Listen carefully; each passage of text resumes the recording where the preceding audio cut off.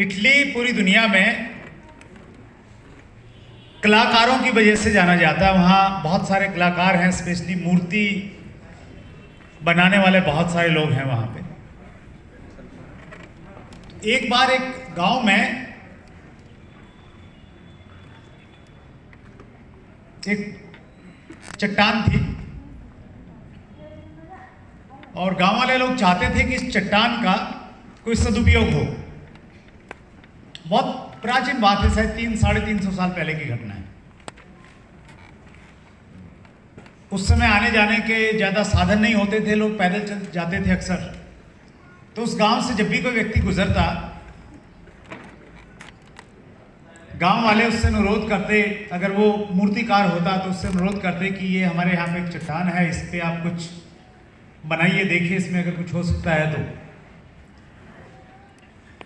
तो लोग उसको देखते और ये कहते कि ये चट्टान तो त्रुटिपूर्ण है, इसमें बहुत सारी कमियां हैं, इसमें कुछ ज़्यादा अच्छा कुछ बन नहीं सकता।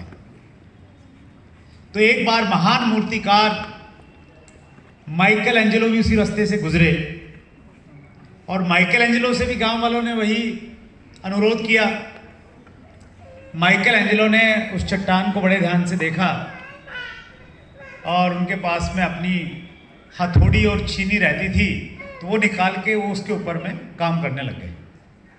और जितने भी कलाकार होते हैं वो एकदम डूब के अपने काम को करते हैं। तो माइकल एंजेलो भी बिल्कुल डूब के अपने काम में लगे हुए थे, बिल्कुल शुद्ध बुद्ध होके। तो एक छोटा बच्चा उनके पास में आया और आके उनकी कमीज को खींच के उनका ध्यान अपनी तरफ आकर्षित करना चाहा और उनसे बोला कि आप इस पत्थर को क्यों पीट रहे हैं। तो माइकल एंजेलो ने उस बच्चे की तरफ ध्यान किया, लेकिन अपने काम में लगे हुए ये बोले कि इस पत्थर के अंदर एक फरिश्ता मौजूद है, मैं उस फरिश्ते को बाहर निकालने का प्रयास कर रहा हूं। और उसी चट्टान में से माइकल एंजेलो ने दुनिया की सबसे खूबसूरत मूर्ति, जिसको डेविड ऑफ स्टैचू कहते हैं, वो बनाया।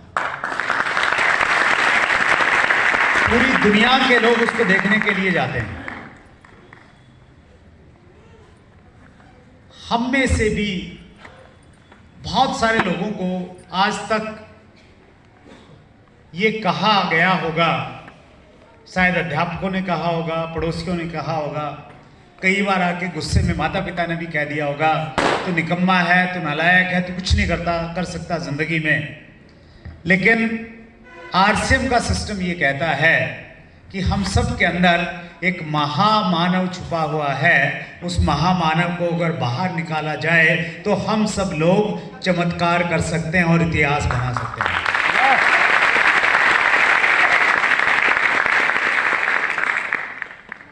आपके अंदर एक महामानव बैठा हुआ है। विज्ञान भी इस चीज को मानती है। विज्ञान ये कहता है कि एक सामान्य व्यक्ति पूरे जीवन में अपनी प्रतिभा का 5 से 7% ही बाहर निकालता है।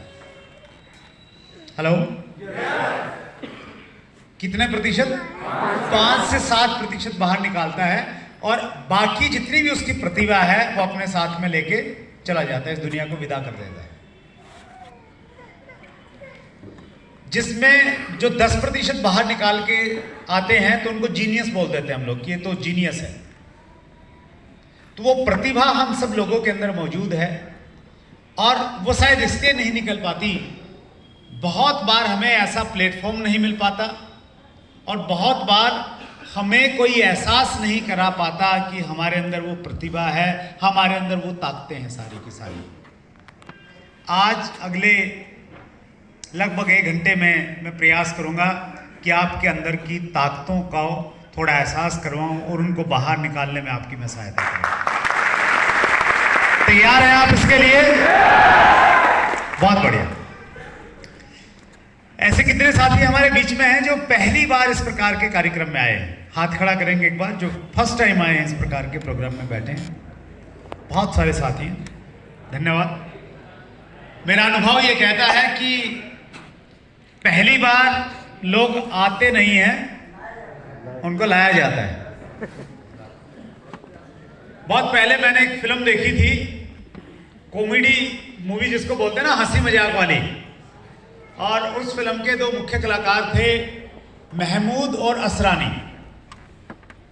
और फिल्म की कहानी कुछ इस प्रकार से है कि दोनों स्मगलिंग का काम करते थे, समुंदर से सामान लेके आते थे और अपना जंगलों में और ऐसी जगह पे छुप के रहते थे, और दोनों की आपस में बड़ी दुश्मनी थी।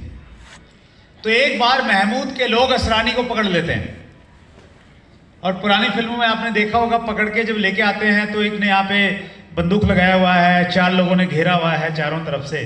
तो ऐसी कंडीशन में असरानी को लेके आते हैं। महमूद के पास में ऐसी एक मंच सा लगा हुआ है और वहाँ पे महमूद साहब बैठे हुए हैं, और जब वो असरानी को देखते हैं दूर से आते हुए तो बड़े खुश होते हैं, ठहाका लगाते हैं और कहते हैं, पधारिए पधारिए पधारिए। असरानी के यहाँ बंदूक लगी हुई है, वो कहता है पधारा नहीं हूं, पधरवाया गया हूं। तो आज के इस कार्यक्रम में जो पधारे गए हैं उनका स्वागत, जो पधरवाए गए हैं उनका विशेष रूप से स्वागत।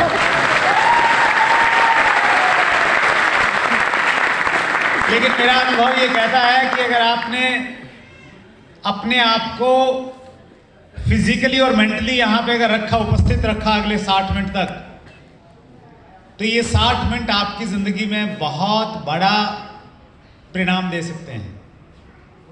अभी अंगद जी ने बड़ी अच्छी बात कही, शायद दिनेश जी ने बात कही कि जिंदगी सिर्फ एक छोटी सी घटना से बदल सकती है।